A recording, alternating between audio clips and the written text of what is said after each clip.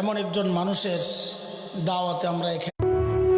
আপনি শুধু প্রথমবার। আমি চ্যালেঞ্জ করছি মোহাম্মদ ইউনুস, একেই ঠকঠক করে কাঁপছে ময়ূকের ভয়ে। মোহাম্মদ ইউনুস ময়ূকের মুখোমুখি হতে চায় না, ময়ূকের সাথে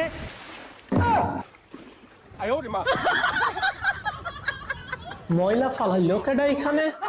বাংলাদেশের যিনি দেশ চালাচ্ছেন ডাক্তার ইউনুস, আপনি বর্তমানে যে রাজাদিকে দেখছেন শুনেন, তাদেরকে বলবো একবার ইতিহাসটা তুলে দেখুন। আজকে নির্বাচনী কাউকে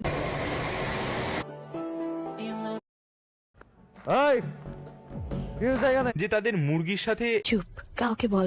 ভারতের প্রতিবেশী চতুর্দিকের দেশগুলোর খবর নেন, সবার সঙ্গে সম্পর্ক খারাপ ছিল, যদিও বা বাংলাদেশের সঙ্গে সম্পর্ক এই অপদার্থ সরকার আসার পরে ওই বাংলাদেশের সঙ্গে সম্পর্কটা আমাদের খারাপ হয়ে গেছে।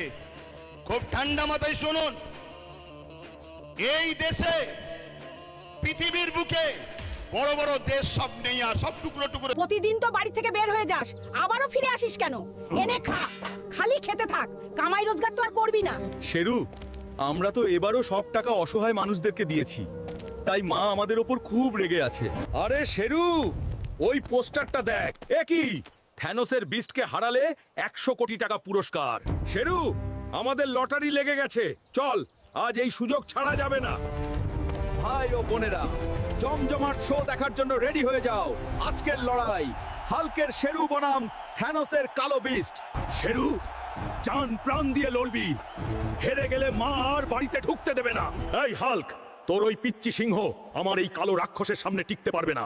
আমার বিস্ট ওকে চিবিয়ে খাবে। ময়দানে লড়াই শুরু, দুই বিস্টের ভয়ঙ্কর সংঘর্ষ, যে আছাড় মারবে সেই জিতবে। আরে এ কি, কালো দানব তো শেরুকে ধাক্কা দিয়ে কাঁটার মধ্যে ফেলে দিয়েছে। এখন কি শেরু আর উঠে দাঁড়াতে পারবে? বন্ধুরা, শেরুর অবস্থা খুব খারাপ। তোমরা জলদি লাইক আর সাবস্ক্রাইব বাটনটা টিপে শেরুকে শক্তি পাঠাও এখনই। আমি কি দেখছি? তোমাদের লাইক আর সাবস্ক্রাইবের শক্তিতে শেরু নতুন পাওয়ার পেয়ে গেছে। বাঘের মতো গর্জন করে শেরু আবার উঠে দাঁড়ালো, বিদ্যুতের গতিতে বিস্টকে পাল্টা ধাক্কা দিল, আর এটা শেষ মার, সোজা বাউন্ডারির বাইরে। শেরু, তুমি ফাইট জিতে গেছো। দেখুন, আপনাদের আমি একটা মিউজিক শোনাচ্ছি, ওটা